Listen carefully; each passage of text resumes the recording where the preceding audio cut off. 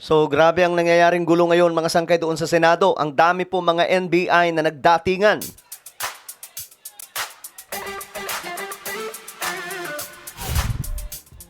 Okay, dire-diretso po tayo. Sa mga hindi pa po dyan nakakapag-subscribe, subscribe niyo po itong ating YouTube channel, okay? Para lagi po kayong updated.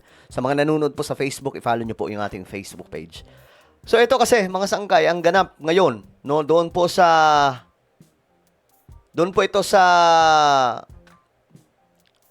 Senado, na mayroon nga pong nangyayaring matinding banggaan sa pagitan po ng mga senador at mga NBI agents. Ngayon mga sangkay, ito yung balita. Isinailalim ng Senate Protective Custody si Senator Bato de la Rosa kasunod ng paglutang niya sa Senado ngayong Lunes. Ngayong araw din, ipinakita ni dating Senator Trillanes yung warrant of arrest mula po sa ICC. So, protektado na po ngayon si Bato. Hanggat nasa loob po siya ng Senado, hindi po siya maaaring galawin. Ito po yung update natin ngayon mga sangkay. Itong nangyayari ngayong gulo doon po sa NBI.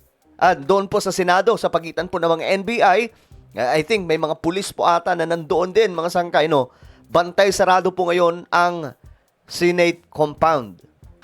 Ngayon ito yung balita mga sangkay. Inanunsyo ni Senate President Alan Peter Cayetano na i-hold in contempt lahat ng mga miyembro ng National Bureau of Investigation or NBI na umano'y humabol kay Senator Bato de la Rosa. Ngayon mga sangkay, papakita ko po sa inyo kasi itong mga to ang humabol kay Bato. Ayan, ito po mismo yung video mga sangkay. Ayan, ito yung papasok si Bato na hinarang po siya ng NBI. I don't know why.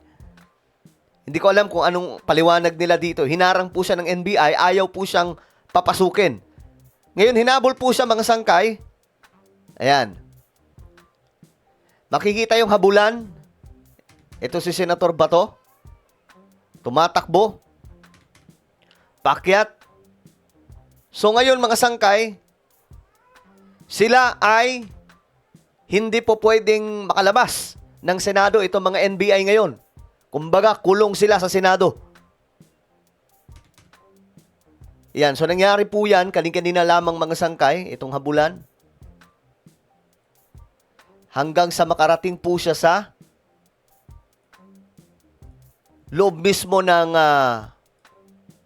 session hall ng Senado.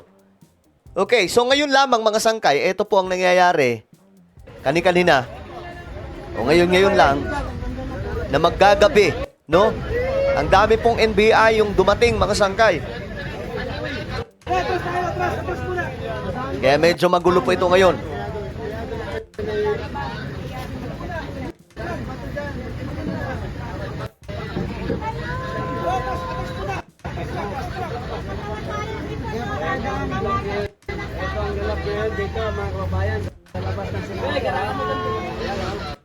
Grabe itong ganap ngayon mga sangkay. Ito pa. Ito naman si Amy Marcos nagbigay po ng update. Pero mamaya, tingnan po natin yan. Dito po muna tayo mga sangkay sa mga NBI. Pagdaan ng mga NBI at mga security sa loob. Mga NBI ito at mga security sa loob ng Senado. Sinasabing lahat, bawal. Kaya nga tinatanong namin, Palabas-pasok yung SPA dyan. bawal bang pumasok kahit sino? Ano pare? Kasi ang concern natin, may tao di kami sa loob. Pare-pares lang natin ginagawa trabaho natin. Relax lang kayo. Kanina pa kami nag-observe dito. Pinipili nyo pinapapasok, pinipili nyo pinapalabas. Ano namin? Ayun, mga Senate security po yung kalaban nito mga NBI ngayon.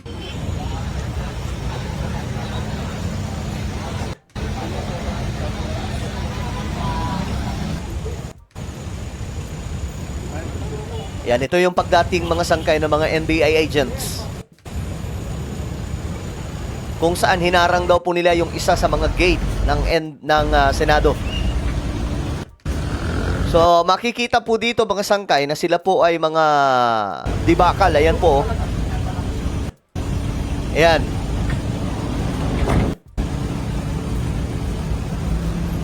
Grabe, no? Ayan po, mga sangkay. Oh. Ayan. So talagang seryoso itong pag-aresto ngayon kay Senator Bato de la Rosa. Ayan. Ayan o, may mga mahahabang dala, mga sangkay.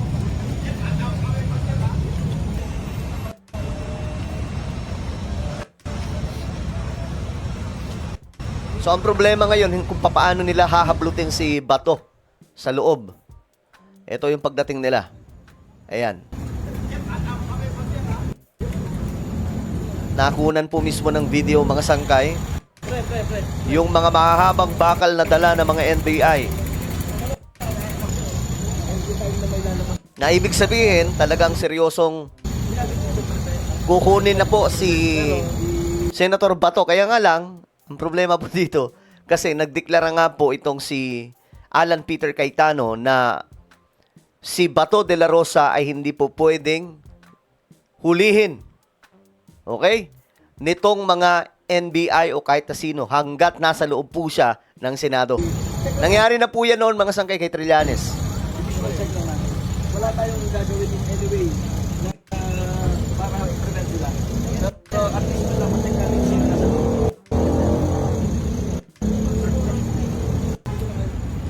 Okay. So, balikan po natin to, mga sangkay. Ang daming balita ngayon, no? Try nga natin i-refresh. Okay. Punta tayo kay ito, Amy Marcos. Ang balita, nandito silang lahat, pati ang head ng NBI. Anong ginagawa nila rito? Huhulihin ba kaming lahat? Sabihin lang totoo. Okay. Nandito pa rin kami sa Senado at nagkakagulo pagkat mukhang hino-hostage na kaming mga senador, ibang usapan na to, para bumoto at paltan ang Senate President. Dahil nga, hindi na nasusunod ang batas, ang tradisyon, ang kalayaan ng Senado. Talagang, eto nga, nagpumilit kami na magkaroon ng sapat na boto para piltan ang ating liderato dito.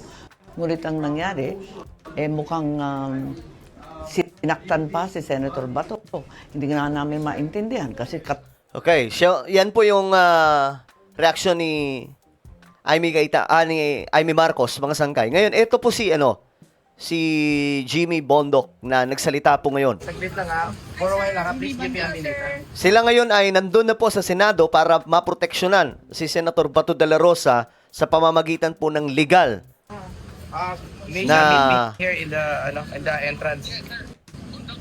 Well, we're here on behalf of Senator Bato. We are the lawyers representing Senator Bato.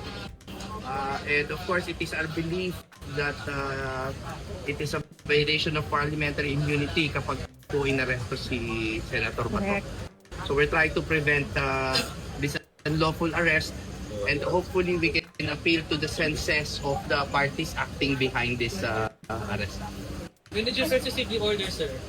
When did you first receive the notice that Senator De La Rosa might be arrested anytime? No, it's all from the media. We haven't received any formal notice, at least in our office. No, that's why we're here to confer with our friend and our client to make sure that all the papers have been processed properly and served. No? So, for now, what we know is that walang alam ang aming kampo sa move na ito. So, we must be slow to judgment at hindi po natin pwedeng hayaan na hastily ito mag-occur kasi otherwise baka maulit na naman ang nangyari sa ating former president. Okay, so hindi daw po nila papayagan na maulit yung nangyari kay former President Rodrigo Duterte. So, well, ang gulo-gulo lang nangyayari ngayon, mga sangkay, no? Ang bihira. Ayan po. May mga mahabang armas. Yung mga NBI na dumating po doon sa Senado.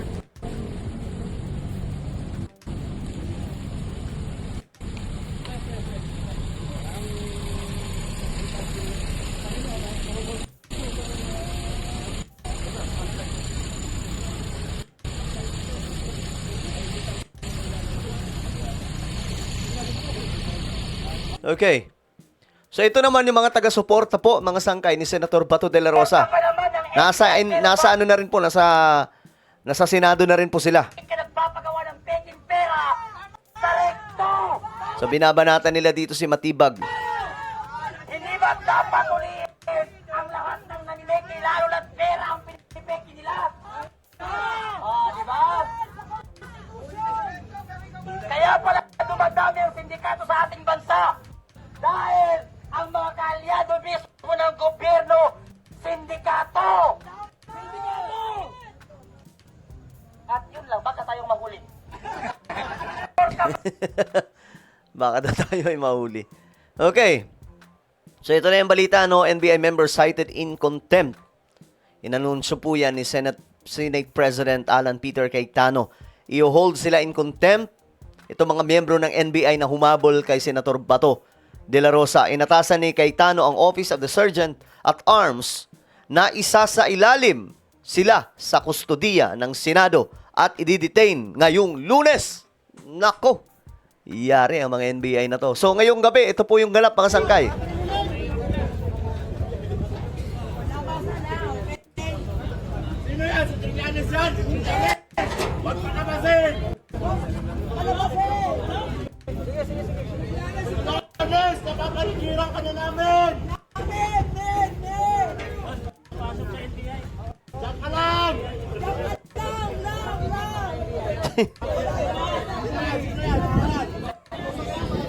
So ito, pumasok yung mga NBI agents, yung mga may mahahabang armas.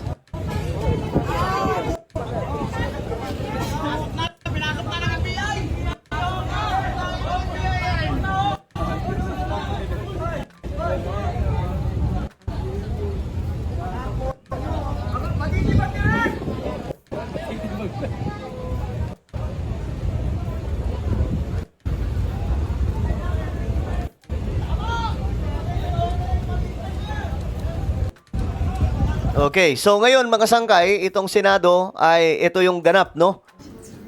Sa mga oras na ito ay Nasa loob po sila ng Senado. Ito si Senator Bato. pa rin ang sesyon ng Senado at isinailalim na nga sa protective custody ng Senado si Senator Bato de la Rosa sa gitna nga yan nung impending arrest dahil narito na yung NBI para or nasa baba or nasa labas yung mga kawani ng NBI na mag-serve ng ICC warrant laban sa kanya. We have yet to see kung yung protective custody na binigay kay Senator Bato ay kung magkukuta ba siya sa loob ng kanyang opisina. Sir, Sir, yung protective custody ba, meaning dito lang siya sa loob ng Senado, hindi po siya lalabas? Sino? Si Senator Bato. Yun ba ibig sabihin? According to him, safer. It's safer for him to stay here in the Senate. So mag-i-stay siya sa Senado para hindi po siya maaresto ng mga NBI. So sa office lang siya, sir? Yeah. I don't know. Pero sir, yung hindi pwedeng hulihin na within the premises of the Senate, di ba kapag may session lang yun? While we are in session, Eh paano po sa June 4? Beyond that, pwede na.